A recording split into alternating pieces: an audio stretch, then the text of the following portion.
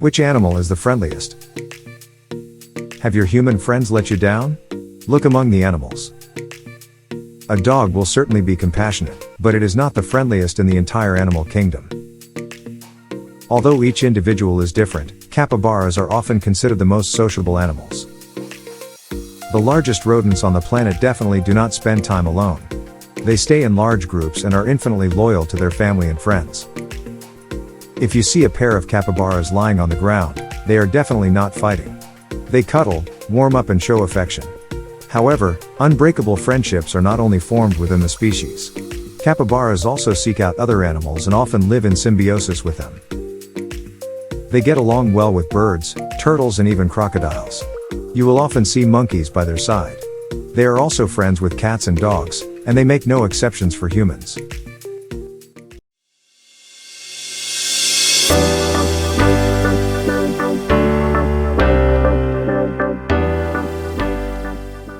Do we weigh more when we're wet?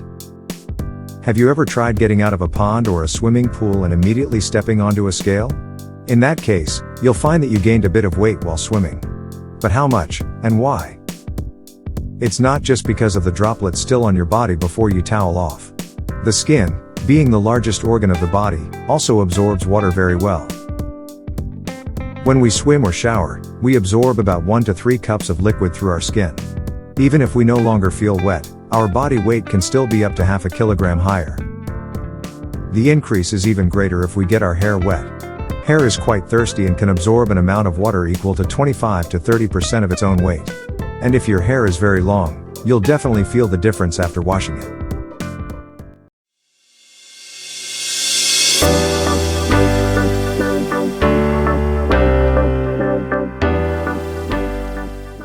In which football match were the most goals scored?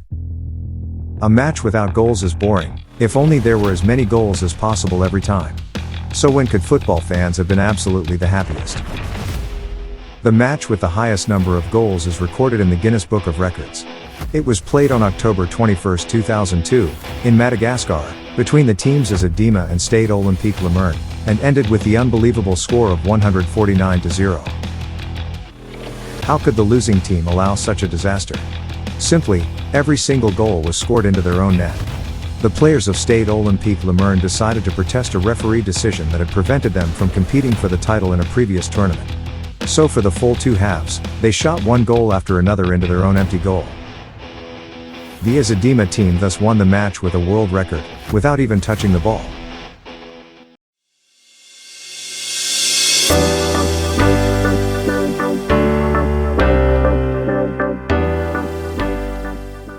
Can a stone float? If you throw it into water, it may bounce off the surface several times, but eventually it will sink. Stones don't float. Or do they? There is only one stone on Earth that can actually float, and it's called pumice. Specifically, it is a volcanic rock that resembles a stone sponge. It is formed when magma erupts from deep within the Earth's crust and gases escape due to a drop in ambient pressure. When it cools quickly, many bubbles remain where the gas was. The result is a very low density, which is why pumice can actually float on water. Thanks to its porous structure, it also has many uses, from loosening soil to cosmetics.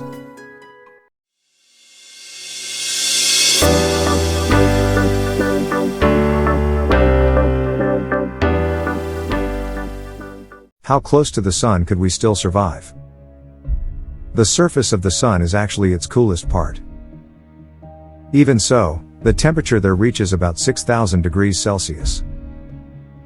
Anything living would instantly burn to ash.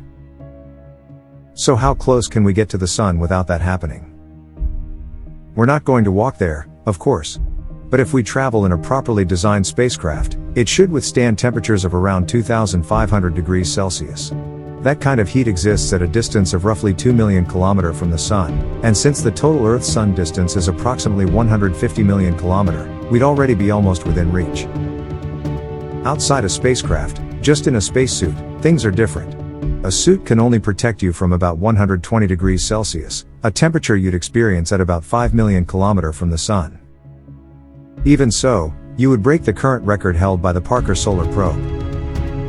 That spacecraft came closer to the sun than any other human-made object. On Christmas Eve 2024, It got as close as 6.1 million kilometers. That's like circling the equator 150,000 times.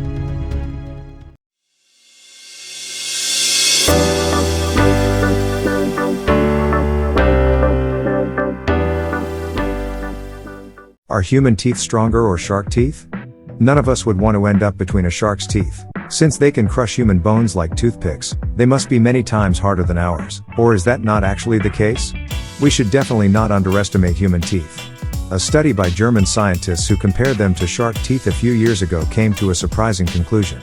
When it comes to tooth hardness, we could shake hands with these marine predators.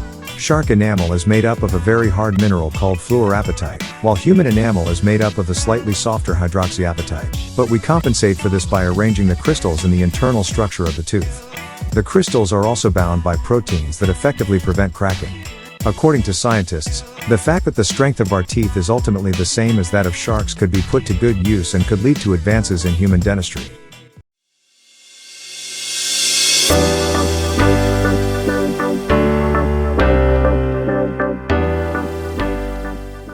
How fast do clouds move? Imagine lying in the grass and watching white clouds in the sky. Their shape changes as the clouds move. It seems to us that they are moving slowly across the sky. But what is their real speed? There are different types of clouds, and each one moves at its own pace. However, the most common clouds have an average speed of around 50 to 60 kilometers per hour, so we would definitely not be able to catch up with them on foot or by bike. It also depends on the strength of the wind, which usually increases with altitude. The highest clouds can move at speeds of up to 160 kilometers per hour. And why do they move at all, instead of staying in one place? Because these are areas of higher humidity, which are less dense than the surrounding drier air.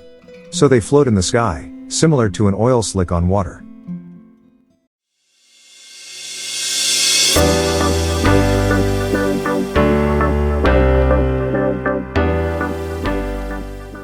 Is it good to drink alcohol before sleep? Do you have trouble falling asleep?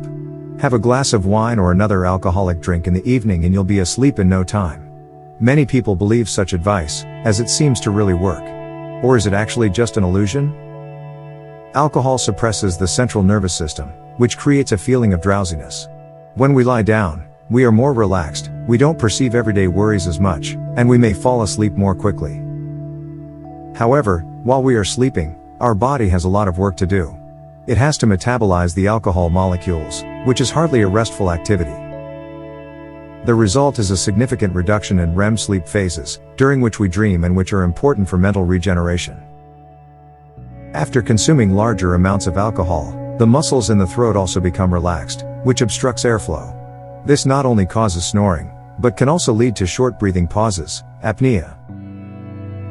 Alcohol does not help with quality sleep, on the contrary, it can actually lead to insomnia.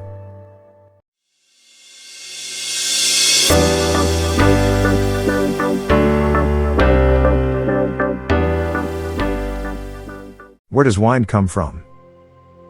It's really blowing today, we say when our hair is flying, things are being blown out of our hands, and we can't hear ourselves speak over the whistling in the treetops. As if someone on earth were blowing with a giant hairdryer. But no one has one of those. So what's actually blowing? Wind isn't some element from outside, it's essentially the movement of air. Of course, air doesn't just stand still, it flows around us much like water in a river. And the main cause of that is the sun. Although it constantly heats the surface of the planet, it doesn't manage to do so evenly everywhere. Dry areas heat up faster than bodies of water, and that's when imbalances begin to form. As the warm air rises and leaves behind low air pressure, it is gradually replaced by cooler air with higher pressure. And from this constant shifting and movement, wind is created. That's also why it's usually windy by the sea. A lot of warm air gathers there, which rises more quickly.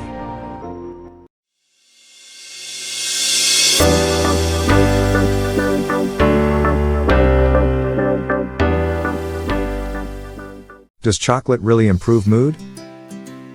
Feeling down? Have some chocolate. After all, why not? Who could resist that treat?